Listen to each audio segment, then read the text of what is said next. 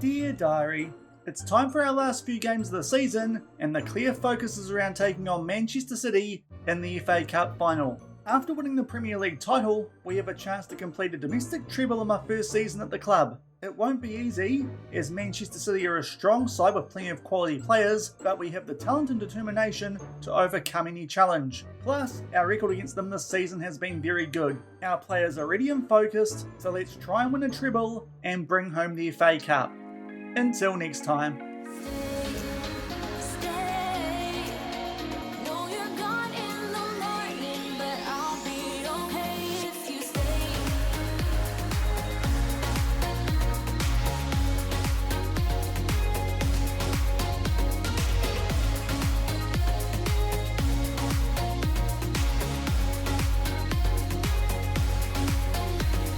Hello everyone and welcome to episode 96 of FMOE here on Shaun Does FM with Arsenal. I hope you are doing well, and coming up today we wrap up our first season in London, and it is with an FA Cup final as we do look to wrap up a domestic treble by hopefully yet again beating Manchester City. Also, we will have the end of season review off the back of that and hopefully actually get a trophy lift for the Premier League as well. So if you're looking forward to this last episode of the season, then do remember to go down below, leave a thumbs up on the video, and if you haven't done so already and are enjoying this series here on the channel, also consider hitting that subscribe button and turning that notification bell on as well. It is greatly appreciated, but we're picking up right where we left off at the end of yesterday's episode. If you missed that one, I'll leave a link to it over in the top right corner. We picked up a 4-0 win over Tottenham, and the 0-0 draw at Leicester was enough for us to secure the Premier League title with one game left. That's because Liverpool's recent form, as you can see, pretty average, so thankfully it did allow us to secure the Premier League title, and that does mean, having earlier in the season picked up the Carabao Cup over Manchester United, we get a chance here to pick up a domestic treble as we take on a Manchester City team who so far we have not lost to in this first season at Arsenal, with their former manager and Sergio Conceição in charge. Obviously still got some very good players there like Ruben Dias and Erling Haaland, but so far we've had the wood over these guys, so hopefully it does continue in our last big game of the season. But unfortunately, one quick update before we do get into this game, the lone one of today's episode is the only important one left in our season. We have suffered one more injury. None of the players who were recovering have returned quite in time for this FA Cup final. In fact, if anything, we're a little bit weaker than we were in those games during yesterday's episode, and that is because Teun Koopmeiners joins the likes of Sambi Lokonga, Teni Tomiyasu and Patino on the bench for this one. Unfortunately, he suffered a thigh injury in training the day before the game, out for 3 to 8 more days. It does mean he cannot start this final, so it does mean a lot weaker in that midfield, especially that DM role, because he is by far our best defensive midfielder in that role, but unfortunately not available. So it does mean for this game we are going to have to freshen things up a little bit, albeit decent replacement there in Manuel Ugarte. Also, unfortunately, Moises Pillay not quite on a full green heart off the back of those 2 games in yesterday's episode as well. So it is going to be a rotated midfield in the defensive side of it for this upcoming FA Cup final, but hopefully we can keep up our good record against Manchester City, and especially in general, since we did switch to a higher tempo tiki-taka style and find a way to secure Arsenal's first FA Cup since this save has started. You can see there over on the right hand side, so far Arsenal have not won it since they did in real life back in 2019-20. A little bit surprising, because so far in the save universe Arsenal have been pretty good, but hopefully we can get their name back on this trophy and make it a domestic treble, which would pretty much just leave the Champions League for us to win in the upcoming seasons in this save before we do wrap things up, and no doubt that might get a bit easier next season with someone like Kylian Mbappe arriving. But before then, it's our last game of this season with anything riding on it, and we'll come back shortly for team sheets and hopefully complete that treble as we take on Manchester City in the FA Cup final from Wembley. And here are the team sheets for this year's FA Cup final. We come into it in good form, but as I said, a few changes in the defensive midfield. Ugarte for the injured Koopmeiners. Also Kamara over Pere, not quite on a full green heart. And we are starting Barea up front over Gabriel Jesus. Feel like he deserves it. With his late season form, there were Manchester City. Looks like a strong lineup, but hopefully we continue our good record over them and pick up a domestic treble. And 7 minutes into this one, the first highlight free kick here to Manchester City. Kimmich puts that one just high and wide, so an early chance, but thankfully still 0-0. And it's taken a half hour for the next highlight in this game, with around about 10 minutes left in this first half. It is Man City there on the ball, but thankfully Kamara does win that one back for us so far. They have definitely been the better team in this game, but hopefully we work our way into it throughout the later stages of this first half and the second half. And it does look like this highlight might be in our favour. Saka down the right-hand side plays that one back to Singo, all the way back to Saliba. Kamara to his midfield partner today in Ugarte. Good short passing. Odegaard there might be offside. Tucks it away, but I do feel like that one might get ruled out. The assistant referee has put his flag up. We will wait, though, for the VAR check, but I do think this one will not count, and unfortunately it is the case. Odegaard there, a stride or two offside, some good build-up play, but unfortunately it won't count. So still 0-0 late in the first half. And that was it for the first half of this season's FA Cup final. Apart from that goal, which did get ruled out for offside, we did very little, so a disappointing half from us there. Man City certainly better by the looks of those stats. We'll tell the boys not good enough in that first half, albeit most players on a decent rating, and so far we've kept Erling Haaland fairly quiet by tight marking him, which we have done throughout the course of this season. So it does look like that continues to work. We'll just make sure all these opposition instructions are still what they should be and get things back underway, still at 0-0. And a very early highlight in the second half, it is a throw in our favour. Yakubu puts this one in over the top for Barea, tries to flick that onto someone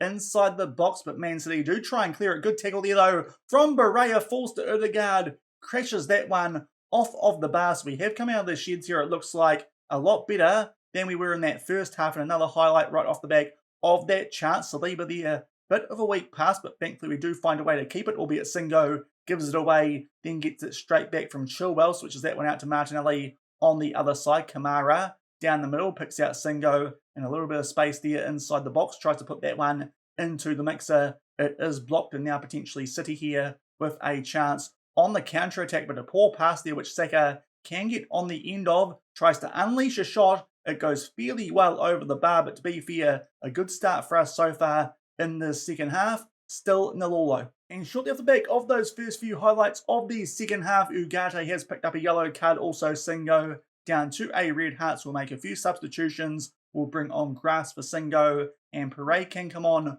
for Ugarte. Hopefully can last the rest of this game, and Kamara can play as a DM with around about 35 minutes left. And just past the hour mark, we get our next highlight in this game. Yet again, a throw in our favour. So far, the second half has been a lot better than that first one. Does look like we have switched on here for this 45 minutes. Grass there tries to play a ball over the top. Chilwell deals with it, but only heads that one down to Bukayo Saka. Grass will find Kamara. Back to Grass, finds Pere in the midfield. Nice ball there for Bukayo Saka. Moise Pere off of the bench will grab an assist, and our star boy out on the right wing puts that one away and makes it 1-0 with a half hour left in this year's FA Cup final. And now the treble is a distinct possibility. Pere here, good first touch to evade that tackle. Nice pass through to Saka, and just sneaks that one inside that far post. And we eventually, off the back of a good start to the second half, do take a 1-0 lead. While we are here too, a few players down to red hearts. Martinelli on a 6.6. Probably worth taking off. Trincao can come on for him. Also, Jesus for Barea, not doing quite so well today, but we are now in front with around about 30 minutes left. And only a few minutes off the back of that opening goal, it is now down the other end for a Manchester City throw, and they find Bernardo here just in a little bit of space down the right-hand side. Thankfully, though, Saliba heads that one away, and Bukayo Saka does well to keep this ball for us, and Kamara now gets us in motion for a counter-attack. Jesus somehow keeps that ball, and we do get it back yet again through Kamara. Pere plays it back to him. Grass here in some space down that right-hand side, plays it to Saka inside the box. Pere tries to curve that one top left corner. Some real impact from him since coming off of the bench, but that was a very good save from the Man City goalkeeper to keep it at 1-0 with 25 minutes left. We have a corner far post. they do head that one away through Alvarez. So yet another chance for us here from set piece, but certainly getting right on top of them here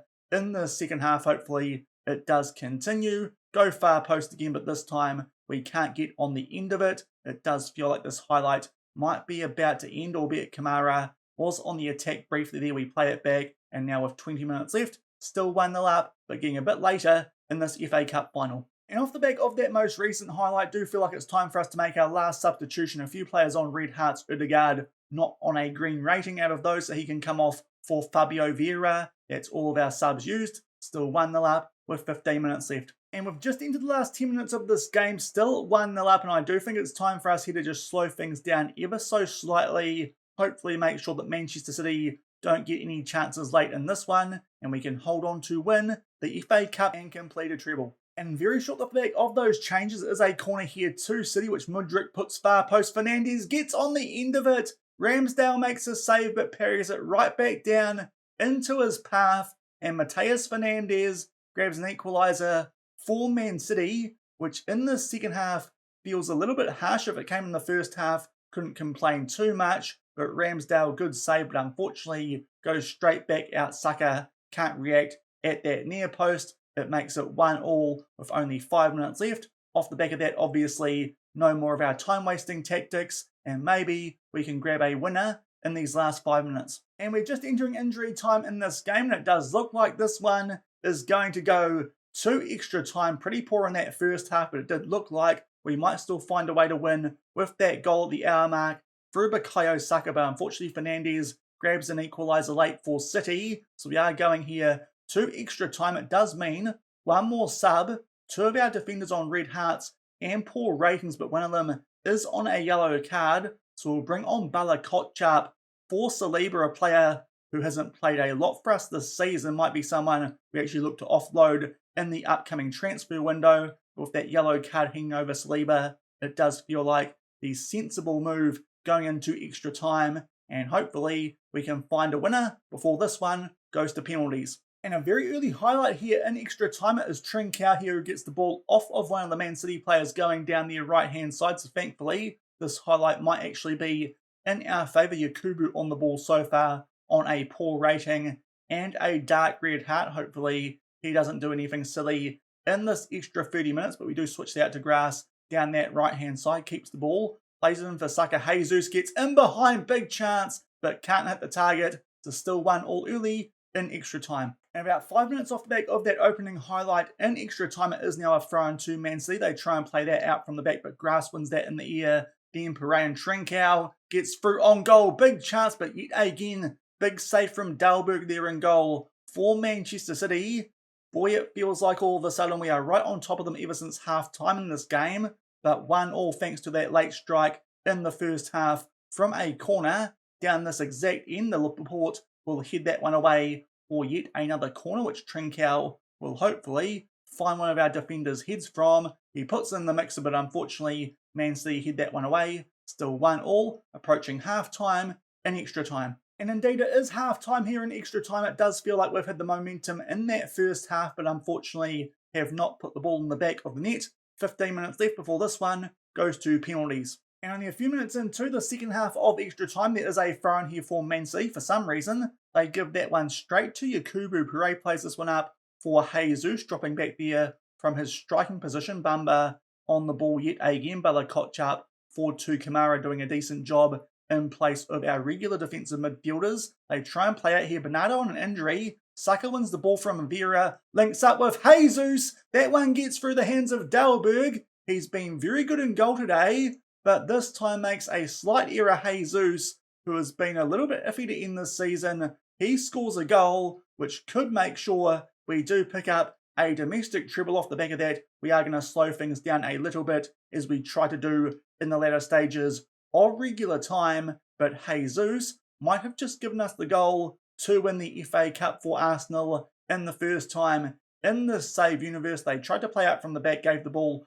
to a slightly injured player in Saka, won it from Vieira forward to Jesus. Still a lot of work to do, but Dalberg tried to tip that one over the bar, it looked like, took a bit of a deflection into that top right corner, and we go 2-1 up with only 10 minutes left of extra time. And about 5 minutes off the back of that goal, which did put us in front, now it's time for us to go full on time wasting, and hopefully nothing happens in the latter stages of this game. We'll drop the tempo right back to how we were playing before we did make that most recent tactical change, which does look like it has been paying dividends. There is 3 minutes here of added time, a late corner again to Manchester City, but thankfully this time Yakubu does get on the end of it. Bernardo again injured on the ball. Trincao wins that off him. Kamara, good work there to evade a tackle, and now a good chance for us here on the counter-attack with a bit of an overlap. That pass though to Saka, a little bit weak, which might just have stuffed that one up, but Grass here might take on a shot. Looks for that top left corner.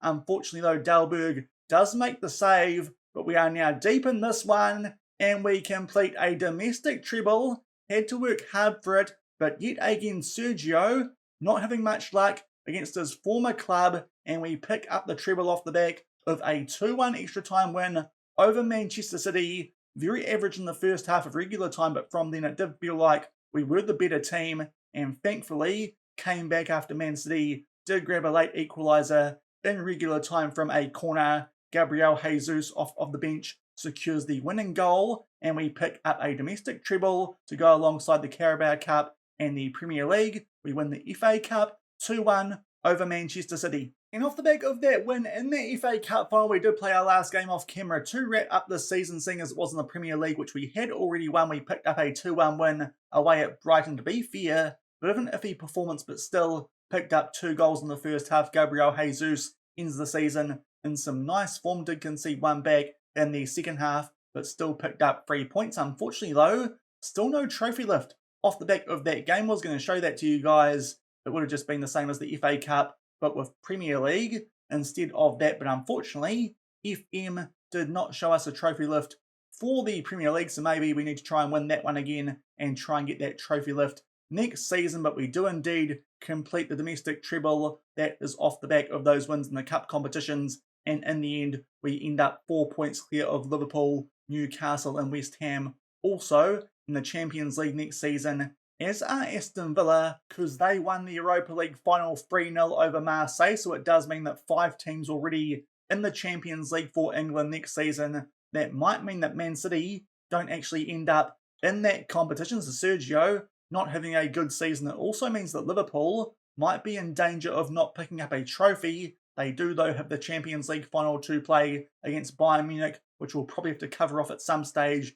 in the transfer episode at the start of next week. So unfortunately no trophy lift for the Premier League, but we do pick up a domestic treble, and it is time for us to get stuck in to the end of season review. And here it is. The first up, it is about the signings that we have made here at Arsenal. Some of these weren't actually made by us, in particular Albert Sambi Lokonga, £53 million. That one was set up by Sergio before he did leave for Manchester City. Certainly could have spent that money in a much better way, as we did suggest at the time. But the signing of the season actually goes to Manuel Balea. 15 appearances starting wise, 22 off the bench, 18 goals, 2 assists, with a 7.1 average rating. In terms of the overall average rating, the best signing, actually the young backup goalkeeper Claudio Maruccio from Empoli, but also Moise Poulet did a good job. To be fair, so did Sambi Lokonga when we did use them, and as well as that, some signings which the board didn't look so fondly upon, but we had to make them to fill out the homegrown requirements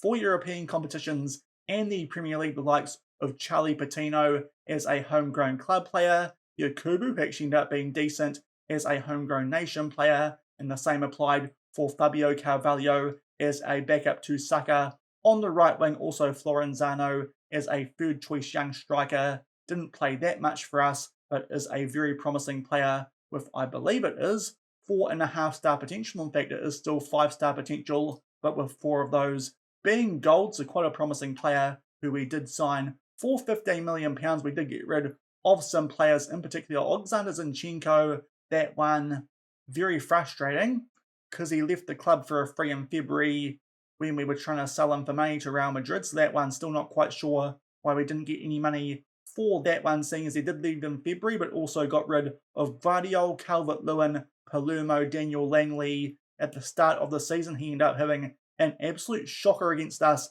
in one of those Premier League games. Also got rid of the likes of Brian Brobby and a couple of others from the under teams. But in the end, I think we did a decent job of strengthening up this team, especially as we did need to fill a few spots which were required for us to fill homegrown wise, and also we loaned out a few players over the course of the season, in particular Vaskovic, who did come back to the club off the back of Zinchenko leaving. He is a very promising left back who should get a lot more game time next season, not being cup tied in the FA Cup like he was this season, having already played for Crystal Palace. In that competition, the results, these are going to be pretty good. The Premier League, we won up by 4 points. The board only expected us to qualify for the Champions League, albeit we did up those expectations halfway through the year to make sure we had enough wage budget for Mbappe for next season, and told them we would challenge for the Premier League title, which would have been probably quite accurate if Liverpool did not absolutely slip up towards the latter part of their season. A few poor results over the course of the season, which did end up in us just changing our tactic a little bit. That 4-1 against Aston Villa did mean we did switch to a gegenpress away from home, and then we got into a rough patch off the back of losing to Real Madrid in the Champions League round of 16, and that was why we ended up going to a higher tempo tiki-taka. And as you can see off the back of losing to Liverpool in February, we were unbeaten throughout the rest of the season, so it was a good end to the season, especially compared to Liverpool, and that is the reason we did pick up the Premier League the second time in 3 years. For Arsenal, the Champions League, the one disappointment this season, Real Madrid, thanks to us giving away a penalty in the away leg. They beat us 2-1 on aggregate. Hopefully, with Mbappe joining us next season, we can win that competition, and that's pretty much all that's left to do in this save. It does feel like, off the back of what we have done this season here at Arsenal, the FA Cup, obviously we won that after extra time against Manchester City. Up until then, pretty convincing throughout the rest of the competition, apart from that game against Stoke City with a rotated team in the Carabao Cup. We picked that one up 1-0 over Manchester United in the final back in March. It was a little bit squeaky against Manchester City in the semi-finals, but thankfully came from behind to win the semi-final away from home. So we do pick up a domestic treble. Over to the moments to remember. Our biggest win was in the FA Cup. We thumped Leeds 9-2 in a game that I believe we actually showed to you guys on camera, because I thought that one was going to be a lot trickier than it actually was. The match to remember in yesterday's episode, 4-0 win over Tottenham. Unfortunately, they did not end up getting relegated, but still not a good season for them, as they watch us lift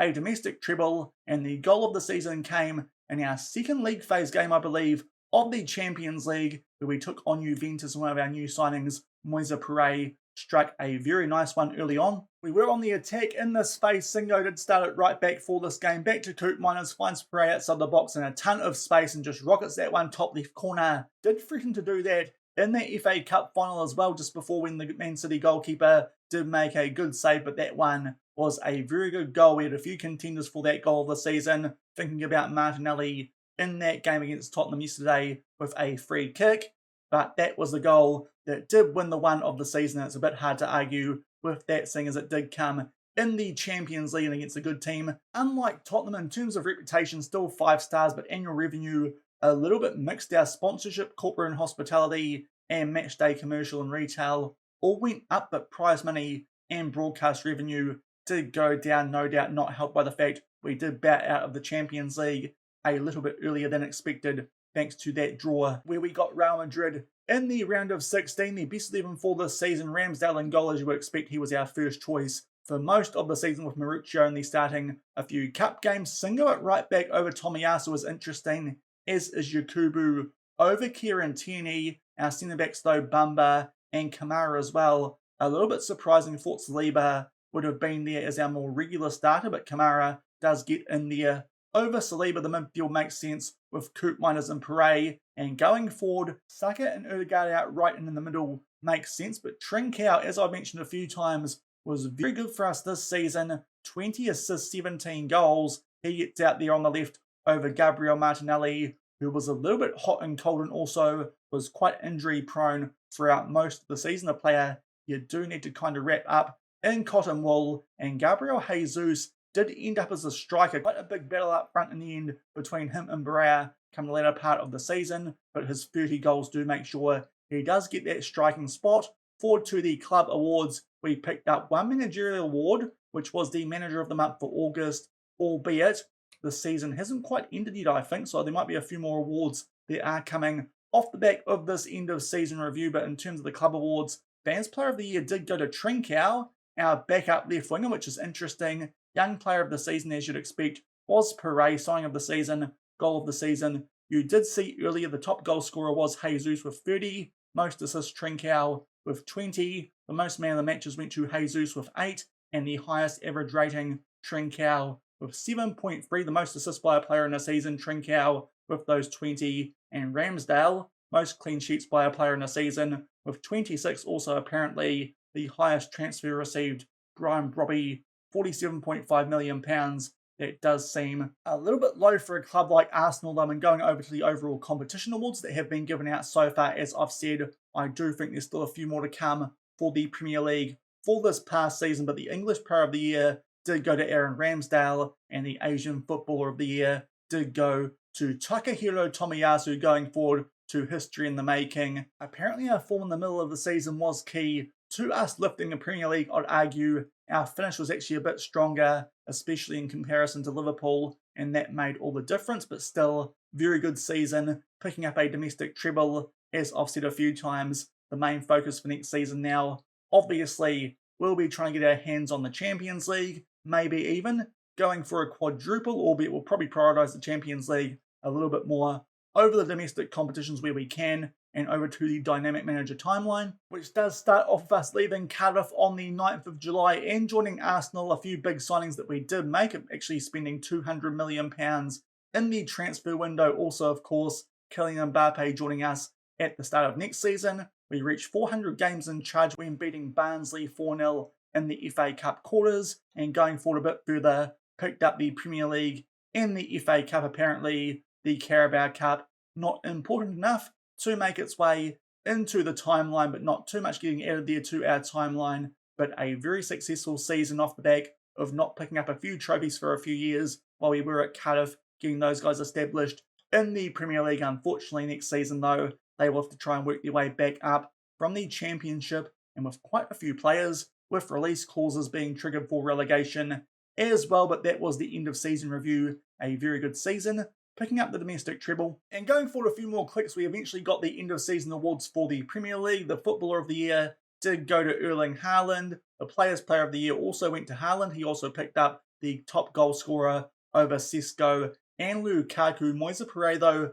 picked up the Players Young Player of the Year, so that is good to see with one of our big signings when we did join the club here at the start of the season. Aaron Ramsdale picked up the Golden Glove over Seaman and Costa. We do pick up Manager of the Year, despite the fact we did only pick up one Manager of the Month. That is good to see off the back of securing that Premier League title. And that is pretty much it for the awards, albeit the Team of the Year, Ramsdale, Bamba, Saka, Trincao, and Jesus make their way into that. But I think that will do it for today's episode and for this first season at Arsenal here in FMOE. Ended up being fairly successful with the domestic treble. As I've said, going to focus a little bit more on the Champions League next season, and we should go pretty close in most competitions with Kylian Mbappe joining us. And we do, of course, have, as we revealed yesterday, 95 million in our transfer budget to spend.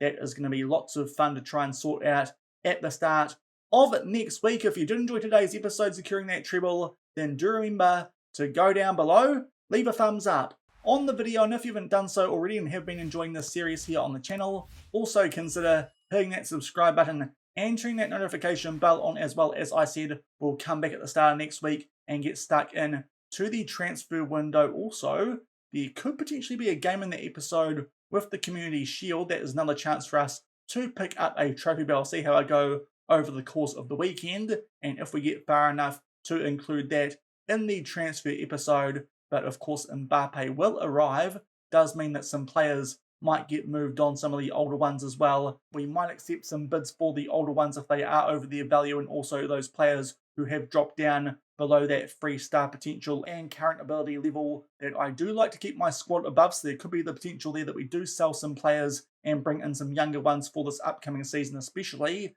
as now that we've sorted out the homegrown stuff, we can just sign players for the most part who are out and out good, but will come back at the start of next week and get stuck into that transfer window as we do look to win the Champions League next season, hopefully defend our other titles domestically. So until then, thank you very much for watching, keep on keeping on, and I'll see you then. Cheers.